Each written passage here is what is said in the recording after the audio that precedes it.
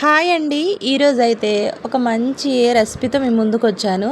మరొక simple lunch బాక్స్‌తో టమాటా రైస్‌ని చాలా సింపుల్ వేలో ఏ విధంగా ప్రిపేర్ చేయాలో మీకు చూపిస్తున్నానండి. పొడి పొడిలాడతా చాలా బాగుంటుంది టేస్ట్ అయితే.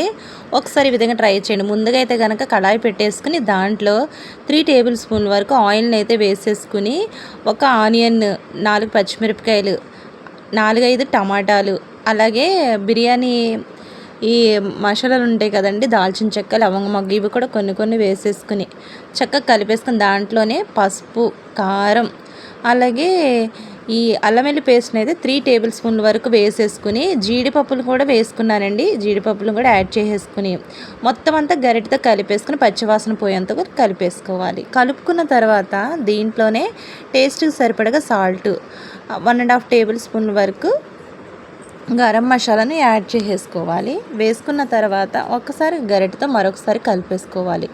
కలిపేసుకున్న తర్వాత దీంట్లోనే మనమైతే సరిపడినన్ని వాటర్ అయితే యాడ్ చేసుకోవాలి. నేను 2 గ్లాసు రైస్కి అయితే 3 గ్లాస్ వరకు వాటర్ని అయితే యాడ్ చేస్తున్నాను. పొడి పొడిలాడితే రావడానికి ఇలాగా రైస్ వాటర్ని యాడ్ చేసేసుకున్న తర్వాత ముందుగా అయితే కనుక 2 గ్లాసులు రైస్ని అయితే నేను కడిగేసి పక్కన పెట్టుకున్నానండి. అవి చక్కగా నానిపోయాయి.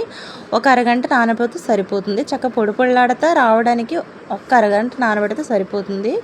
ఈ విధంగా నానబెట్టిన రైస్ని అయితే కనుక ఇలాగా కాగుతున్నటువంటి ఈ ఎసర్లు అయితే కనుక ఈ రైస్ని అయితే వేసేసుకుని ఇలా కాగేటప్పుడే కొత్తిమీర వేయండి. టేస్ట్ ఫ్లేవరు అసలు బాగుంటుంది, చాలా బాగుంటుంది. ఇలా వేసేసిన తర్వాత ఒక్క 15 మినిట్స్ మీడియం ఫ్లేమ్లో కుక్ చేసినట్లయితే వేడివేడిగా టమాటా రైస్ అయితే రెడీ అయిపోతుందండి. పిల్లలు అయితే చాలా ఇష్టంగా తింటారు. ఒకసారి ఈ విధంగా ట్రై చేయండి. మీకు ఏ విధంగా వచ్చిందో నాకు కామెంట్ చేయండి. మీలో ఎవరైనా మన ఛానల్ కొత్తగా చూస్తున్నట్లయితే దయచేసి లైక్ చేయండి, షేర్ చేయండి, సబ్స్క్రైబ్ చేయండి. Thank you for watching.